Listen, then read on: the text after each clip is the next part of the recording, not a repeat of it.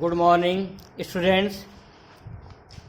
I am going to teach you English book of class 7. इसके पहले मैंने क्या पढ़ाया था आप लोगों को? पेज नंबर 8 पर टिक द करेक्ट ऑप्शन और शॉर्ट आंसर टाइप क्वेश्चंस ये आपके हो गए हैं. नाउ अब स्टार्ट कर रहा हूँ जो है page number 9 long answer type questions and their answers.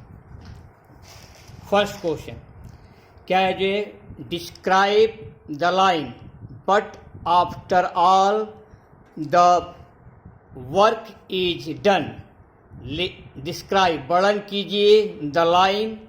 इस लाइन का मतलब क्या है जो बट आफ्टर ऑल वर्णन करना है the work E all the work is done कि आखिरकार. आफ्टर ऑल मीन्स क्या होता है जो आखिरकार.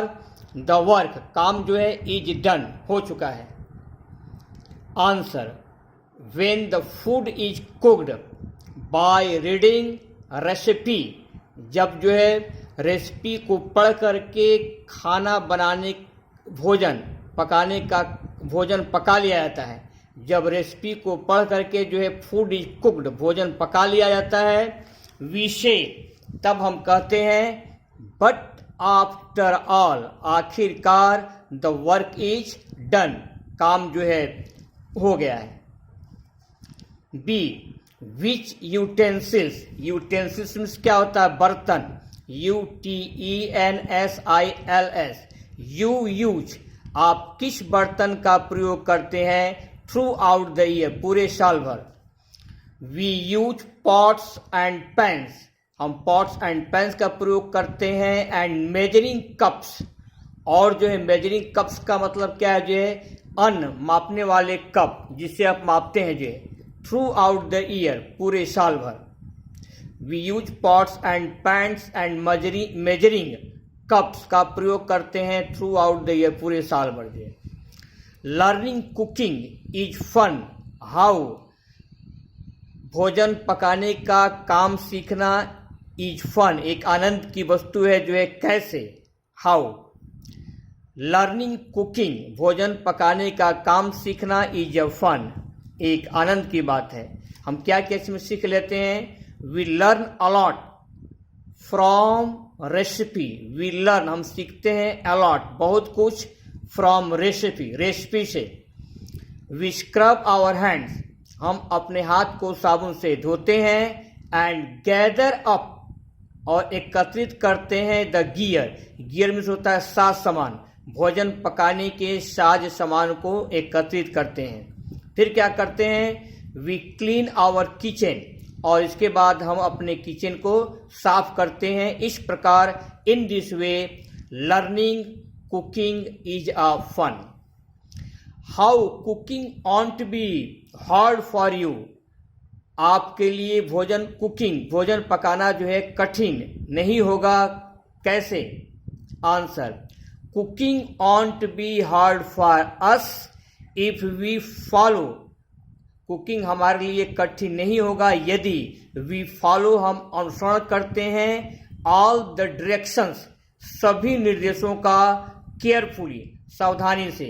यदि हम सभी निर्देशों का सावधानी से पालन करते हैं तो कुकिंग ऑन्ट बी हार्ड तो भोजन पकाने का काम हमारे लिए कठिन नहीं होगा. ये आपका क्वेश्चन आंसर आज है. अब पुनः आइए नेक्स्ट उसके नीचे जो है पेज नंबर आपका 9 है जो है नीचे देखिएगा क्या लिखा है. First use the third form of the verb के थर्ड फॉर्म का प्रयोग कीजिए. जो ब्रैकेट में वर्ब दिया गया है इसके थर्ड फॉर्म का आप लोगों को प्रयोग करना है. कुक का थर्ड फॉर्म क्या होता है. सेकेंड फॉर्म में होता है कुक्ड और थर्ड फॉर्म में होता है कुक्ड. तो क्या भरा जाएगा जो है ऑल द डिशेज सभी पकवान जो है वर कुक्ड पकाए गए. थर्ड फॉर्म है कुक्ड. वैसे ही बेक का थर्ड फॉर्म क्या हो जाएगा बेक्ड. भर लीजिएगा जो है केक इज बेक्ड. बेक माने होता है सेकना. द वाटर हैज बीन और क्या लिखा है बॉयल मतलब क्या होता है उबालना या उबलना. The water has been third form क्या हो जाएगा इसका जो है boiled in the kitchen. The water has been boiled in the kitchen. Kitchen में पानी को उबाला गया है. प्रेजेंट परफेक्ट टेंस में। फूड वाज कुक्ड, कुक्ड माने क्या होता है, पकाया जाना, बाय मदर, माँ द्वारा जो है भोजन पकाया गया, ये पास्ट इंडेफिनिट टेंस में है, पैसिव वॉइस में है।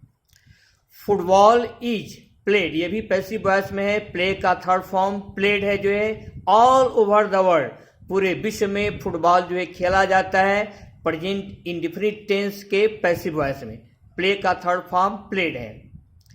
गुड चिल्ड्रेन आर अप्रिशिएटेड, अच्छे बच्चों की प्रशंसा की जाती है, अप्रिशिएट है, अप्रिशिएट का थर्ड फॉर्म क्या हो जाएगा, अप्रिशिएटेड, ये भी आपके प्रेजेंट इंडेफिनिट टेंस के पैसिव वॉइस में सेंटेंस है। गुड चिल्ड्रेन आर अप्रिशिएटेड, अच्छे बच्चों की प्रशंसा की जाती है।